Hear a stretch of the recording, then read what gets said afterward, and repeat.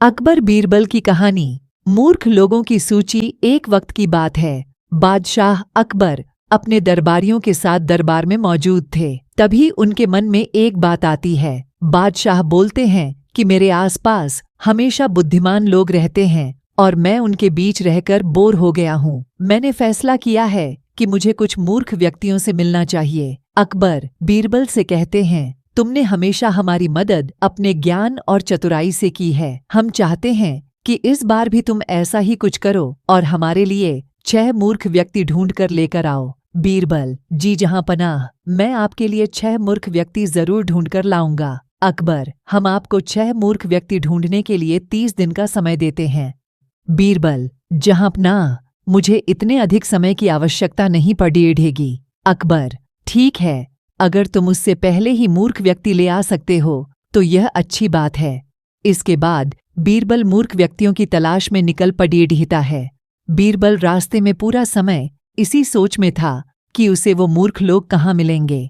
तभी उसे गधे पर बैठा एक आदमी दिखाई देता है जो सिर पर घास की गठरी रखे हुए था। बीरबल ने तुरंत घोड़ा रोका और उससे उसकी पहचान पूछने लगा। बीरबल, कौन हो तुम और ऐसे गधे पर बैठकर और घास अपने सिर पर लेकर क्यों जा रहे हो? व्यक्ति, मैं रामू हूँ और मेरा गधा कमजोर थका हुआ है, इसलिए गधे का बोझ कम करने के लिए मैंने घास की गठरी अपने सिर पर रखी है। यह सुनकर बीरबल सोचता है कि मुझे पहला मूर्ख व्यक्ति मिल गया। फिर बीरबल उससे कहता है कि तुम जानवरों के बारे में इतना सोचते हो, इसलिए मैं तुम्हें बादशाह अकबर से इनाम दिलवाऊंगा। यह कहकर बीरबल उस व्यक्ति को अपने साथ चलने के लिए कहता है। इनाम की बात सुनकर रामू बीरबल के साथ हो लेता है। बीरबल और रामू कुछ दूर चले ही थे कि बीरबल को 2 व्यक्ति आपस में लड़ाई करते हुए दिखाई दिए। बीरबल उन दोनों व्यक्तियों को डीएनए से रोकता है और उनसे पूछता है कि तुम दोनों कौन हो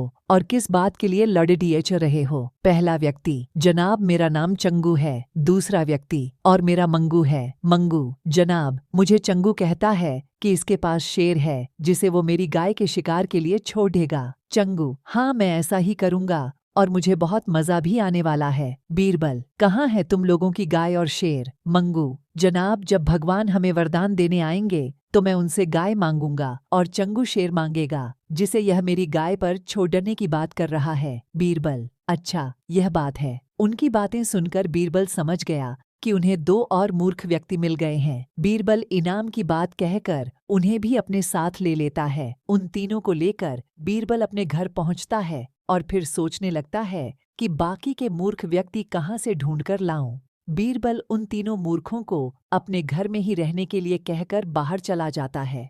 जब बीरबल और मूर्ख लोगों को ढूंढने के लिए बाहर आता है तो उसे एक व्यक्ति दिखाई देता है जो कुछ ढूंढता रहता है। बीरबल उसके पास जाकर पूछता है कि आप क्या ढूंढ रहे हैं? व्यक्ति, जनाब मेरी अंगूठी कहीं गिर गई है जिसे मैं काफी समय से खोज रहा हूँ लेकिन मुझे नहीं मिल रही है। बीरबल, क्या आपको पता है कि अंगूठी कहाँ गिरी थी? व्यक्ति, दरअसल मेरी अंगूठी यहाँ से दूर उस पेड़ के पास गिरी थी लेकिन वहाँ अंधेरा होने के कारण मैं यहाँ उसे ढूंढ रहा हूँ। बीरबल, अच्छा यह बात है, आप कल हमारे साथ बादशाह के दरबार में चलो, मैं बादशाह अकबर से आपको दूसरी अंगूठी देने के लिए कहूँगा। व्यक्ति, अच्छा ठीक है। फिर खुश होकर अगले दिन सुबह बीरबल दरबार में उन 4 मूर्खों को लेकर पहुँचता है। बीरबल, बादशाह अकबर, मैं आपके कहे अनुसार मूर्ख व्यक्तियों को ढूंढकर ले आया हूँ। अकबर, बीरबल, तुमने तो एक ही दिन में मूर्ख व्यक्ति ढूंढ लिए,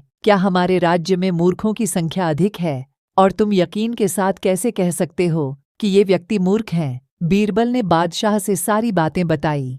फिर अकबर कहते हैं कि ये तो केवल 4 ही लोग हैं, बाकी के 2 मूर्ख कहाँ हैं? बीरबल, जहां अपना यहाँ पर 6 मूर्ख व्यक्ति हैं।